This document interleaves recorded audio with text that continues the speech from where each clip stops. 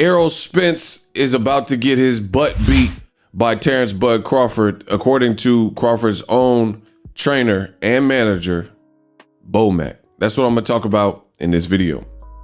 What up, Fight World? It's your boy Ego, and I'm back with some more boxing. You guys fight, and man, Bud gonna dominate.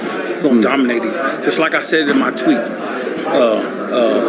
Bud gonna beat the shit out of that. Yeah, mark my words. That's what I said. And the reason why I say that is because, I mean, I've been watching Spence a long time, and to me, he's still doing the same thing.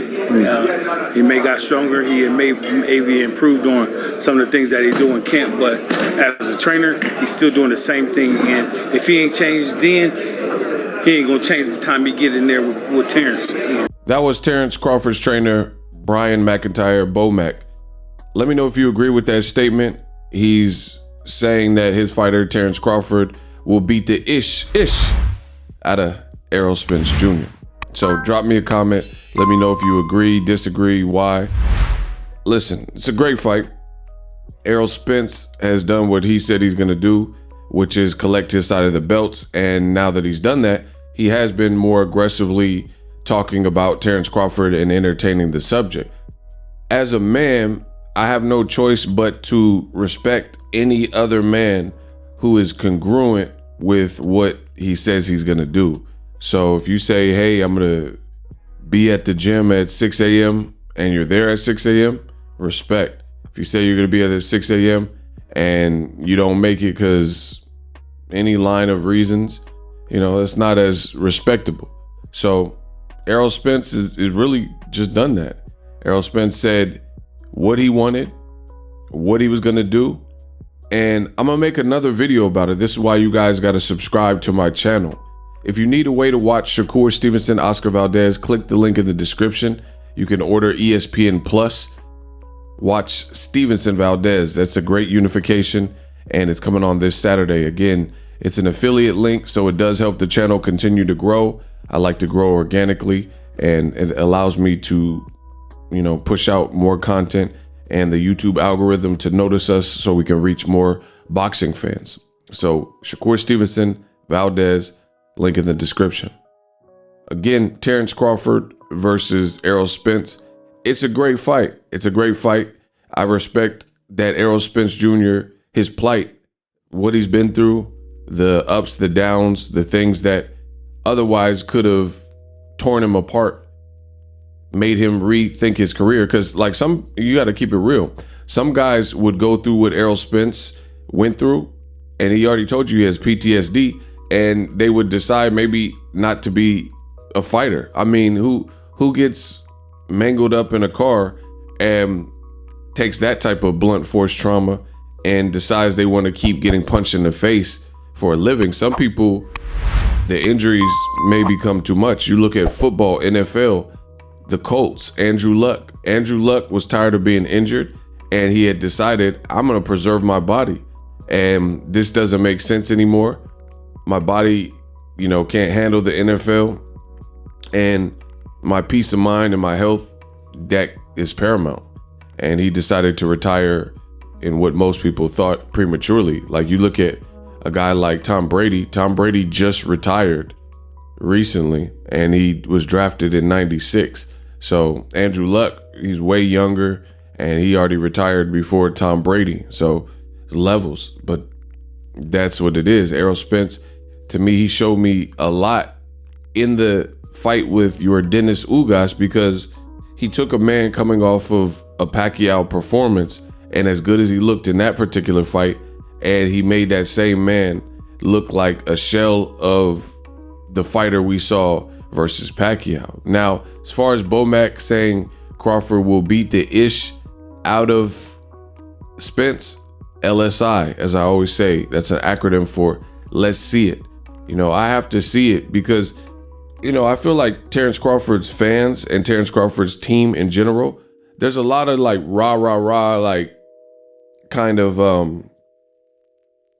I don't know, just breakdowns, like ask what happened and what happens in the fight. And it tends to be a little bit more like, you know what I'm saying? Like sometimes it has nothing to do with actual boxing, like calling Errol Spence a drunk, saying he got in a car wreck. I mean, that's common knowledge. It was on the news. Even people that didn't watch boxing may have heard the story about what happened because it was such a vicious car wreck. And I don't really believe in kicking a man while he's down. He clearly made a mistake, as we all have in life, whether you're a man or a woman. I'm sure you've made a mistake in life.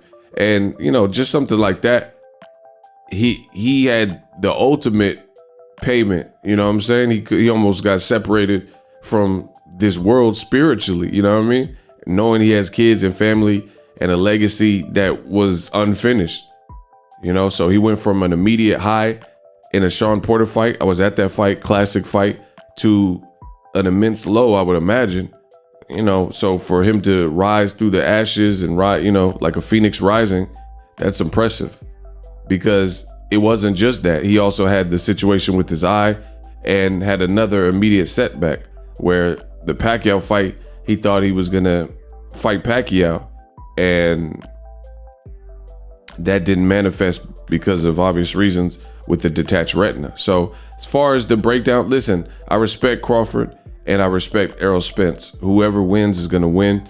But Bomac, to me, he didn't really break down anything. He said Errol Spence keeps doing the same thing. What does that mean? Like, what is he, like, he's doing the same thing and breaking people's orbitals and breaking their bones and mangling their face up. So I didn't really understand what Bomac was saying, because it wasn't really descriptive. It was very vague, very ambiguous. And I get it. You're not going to necessarily tell all your game plan and how you're going to beat somebody, but it just didn't tell me enough. It was just literally the same. After Errol Spence UNDISPUTED, he said pretty much the same thing. And he mentioned that in the interview. He says Terence going to beat the ish out of him. But then there was no real science behind it. There was no scientific breakdown. And my thing is this: Crawford he's a beast. He's a hell of a competitor, but so is Errol Spence. They both got dog in them. Errol Spence is the naturally bigger person. I think Crawford's faster. I think Crawford's the sharper puncher. He's the more cat-like guy. But then there's sides of Errol that, in my opinion, he has over Crawford. He's the bigger puncher. He's the more ruthless puncher. His jab, I think, is better. He's a sharper southpaw, so they both got great traits that match up and mesh well for each other, to be honest. And I'm always weary. Like, I'm not a rah-rah type of person. I'm not a like over the top type of person. So I usually stay pretty grounded, pretty centered in real life. And it's kind of hard to move me all my square. I stand on business. So when I hear like fight predictions and stuff from boxing fans that sound like it's riddled with emotion and a bit over the top, it always makes me weary, because like anybody could say that, like, you know what I'm saying? That's what your mouth say. Like, oh, he gonna beat the ish out of him. But then me personally, as a boxing connoisseur, it's like a wine taster. You can't give an avid wine drinker some BS cheap wine from the liquor store that costs $5.99 and they don't know the difference. And that's how I feel when it comes to boxing. This is an acquired taste. Like, you can't just give me anything. Like, if you're gonna give me a fight prediction, that's what I want. Because Sean Porter, he already said he was like gonna retire and all that stuff. Errol Spence still has more to prove. He's not in the verge of retiring. He's coming off the UNDISPUTED performance. So it just made me feel that this fight is an amazing fight. But as far as like either guy, like, oh, I'm gonna beat the ish as if it's not competitive, I don't really see that. I think it's a good fight. Could be a fight of who gets off first, who makes the first mistake. That's the type of fight I see, not just like radical, oh, you're gonna beat the ish out of him. But that's just me. Subscribe to the channel if you like the content. I'll continue dropping the hits. As always, hate, comment, and subscribe. Till next video is Ego signing off.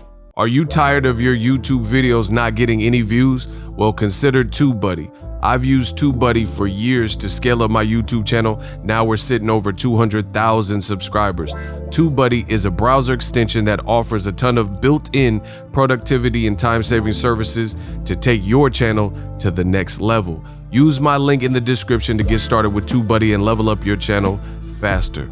We working. The future is now. The Hibernation 5s by Kenichi Bear. Hybrid gaming and lifestyle headphones. Out of the box, you can connect to any console or PC. Bluetooth ready with a low latency USB adapter, color RGB, and extreme bass mode. The Hibernation 5s adjust to you. Whether you need a gaming, travel, gym, or lifestyle headphones, the Hibernations got you covered. The new Hibernation 5s, link in the description. Customize the way you hear the world. Welcome to the nation.